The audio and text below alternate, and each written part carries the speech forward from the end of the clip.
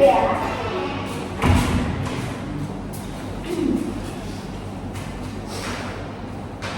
Baik, sebelum kita mulai proses kita ini, bolehkah Ananda memperkenalkan diri dulu? Nama saya Shalita Bu, panggil saudara. Oh iya, baik saudara. Apa kabar saudara hari ini? Alhamdulillah baik. Mulai ya. Dan juga memperkenalkan diri ya, Ibu adalah konselor yang membantu anak-anak masing-masing. Anda ada ke sini dengan rumah sendiri atau ada di sana dan mana atau apa? Saya datang ke sini dengan kemauan sendiri Bu. Oh iya. Baik. Berarti saya apakah Anda tahu apa itu konseling? Belum. Oh belum ya. Oke baik. Di sini saya ikut terlebih dahulu ya penjelasan apa itu konseling. Konseling itu adalah untuk membantu Zelda untuk menjelaskan sebuah masalah. Terus dan dalam konseling ini juga memiliki asas kerahasiaan. Jadi Zelda selalu menceritakan apapun permasalahan yang ada pada hidupmu dan belajar untuk terbuka pada hidupmu. Jadi, baik di sini langsung saja ya kita mulai proses konseling kita. Baik, Zelda silakan ceritakan dulu ya. Jadi ini Bu, saya mau cerita. Saya dulu tuh anak yang ini Bu, anak yang ceria.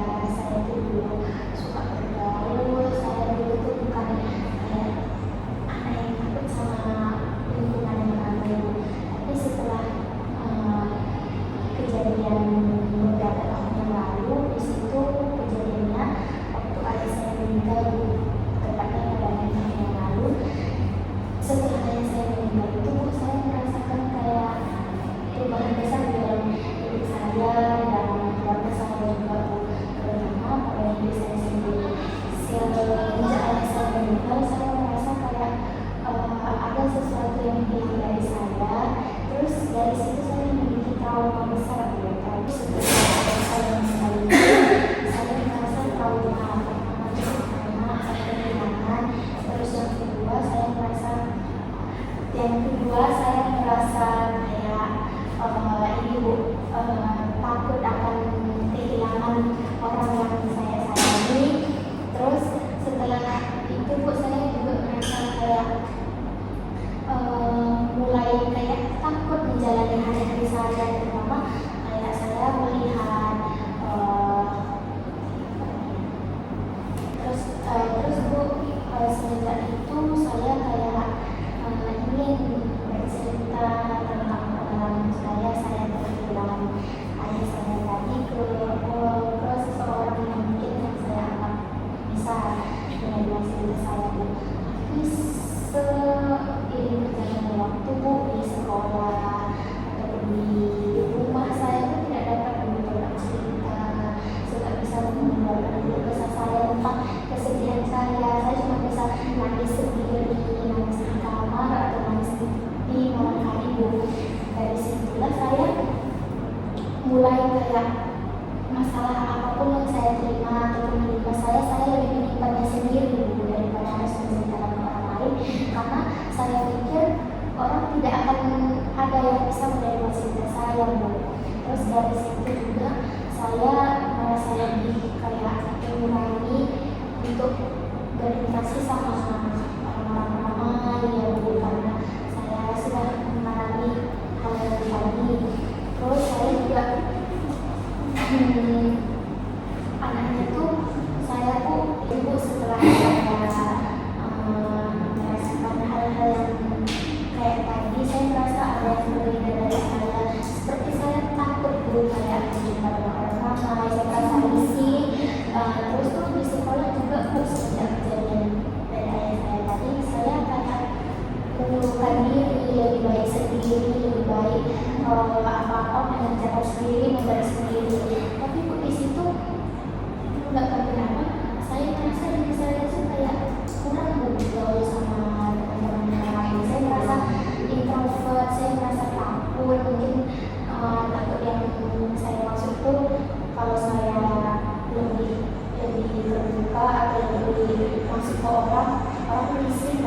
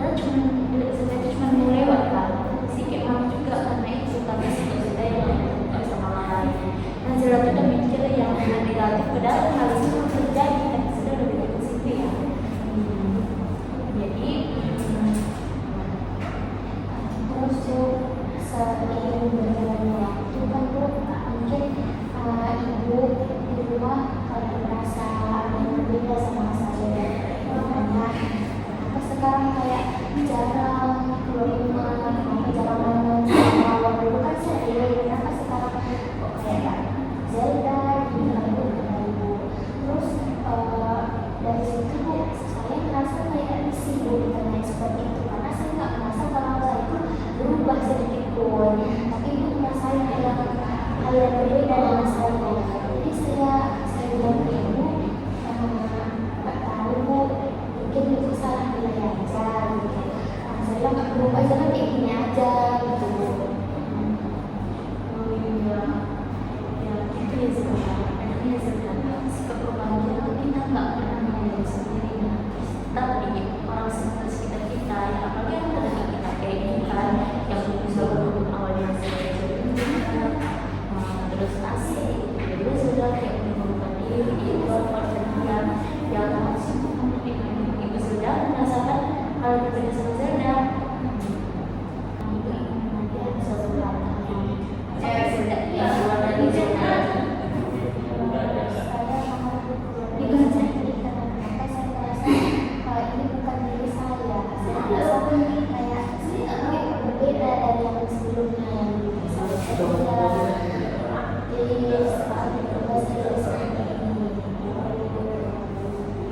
Oke, baik. Ibu kan membantu Zelda ya untuk orang dari zona ini dan mengembalikan pribadi Zelda yang sudah dulu lagi yang ceria, baik, peduli lingkungan, suka keramaian.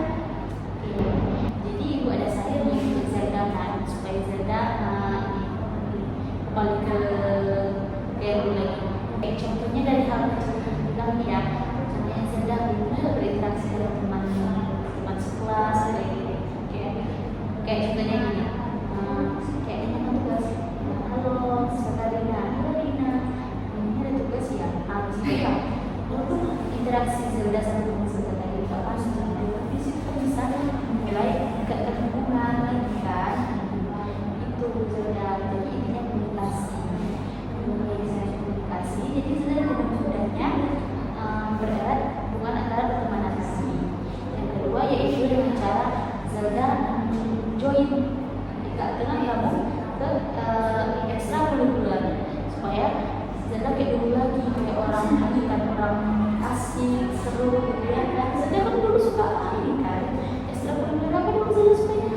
dulu sering ikut ekstra kurikuler apa ada sih nyanyi, membangun, Nah itu kan Zelda menyenangkan harus bapak itu harus kita kembangkan. Nah jadi Zelda join lagi ke itu ke ekstra boleh sampai sini. Tapi kayak itu misalkan Zelda juga belum merasa nyaman dengan yang beberapa saat tadi ini. Tapi Zelda ingin menceritakan, tapi Zelda malas gitu. Nah sekarang Zelda boleh menceritakan hal-hal itu dengan melalui tulisan seperti ditulis, catatan dari Zelda untuk mencurahkan isi hati Zelda. Oke, Zelda, apakah saran dari itu sudah bisa Zelda terima atau bagaimana? Apakah masih ada yang ingin Zelda ceritakan untuk masalah lain? akan saya coba tentangnya dan saya akan coba untuk masukkan itu selama 1 minggu ini.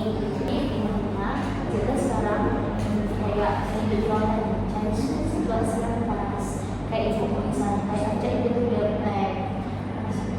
Oke, baik, ada yang Zelda ingin ceritakan?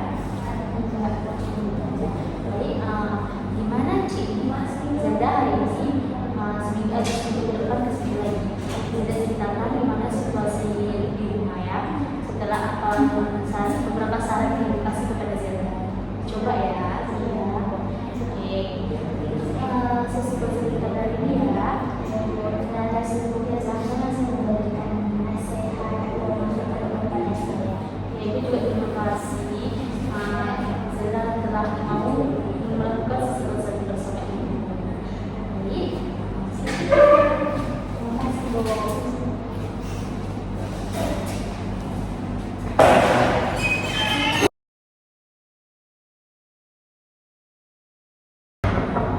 Iya. Bisa itu ya.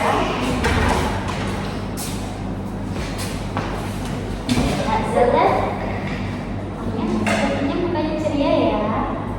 Bukan saya setelah yang ibu harus akan memberikan, saya coba melakukan di rumah. Saya coba perlahan-lahan mulai untuk mencari waktu